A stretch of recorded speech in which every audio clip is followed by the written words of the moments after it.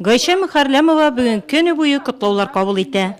Siz degan so'g'ish yillari, so'g'ishdan so'nggi yillarda bek ko'p xizmatlar qo'ydingiz degan.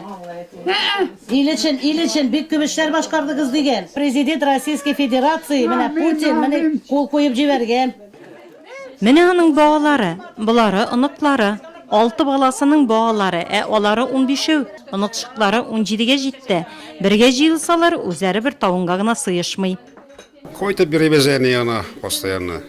Бәйрәмнәргә, ялларда. Мөшбек ул вакытта бик шәп түгел, конечно, җиңелтүк булмады.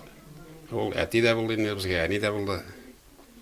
Безнең арада инде шул күбебез, күпчелек инде без төрле профессия буенча.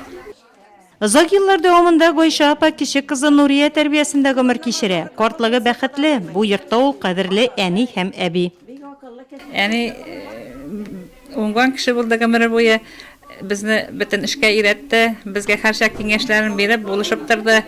Гайша Ярулла кызы гади крестьян гаиләсеннән Бөек Ватан сугышы авырлыкларын үз җилкәсендә татый. Гомере буе колхозда төрле эш башкара. Авылда уңганлыгы белән дан тота, туганнары белән аралашып яши. Бүген ул нәселләрендәге иң олы кеше. Күркәм хылыклы, кунакчыл, без инде постоянно бала вакытта килеп йөрик. Хәзердә киләбез, безнең инде ул олылардан бердән бер калды.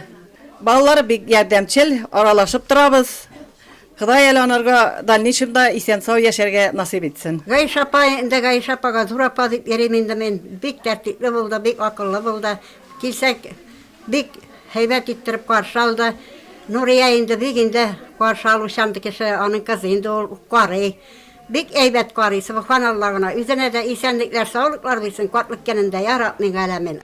Туганнары, күршеләре, авылдашлары бүген бу йортта бәйрәм, туган көн, рәхмәт сүзләре, җылы теләкләр, барысы да 90 яшьлек юбилярга адреслана.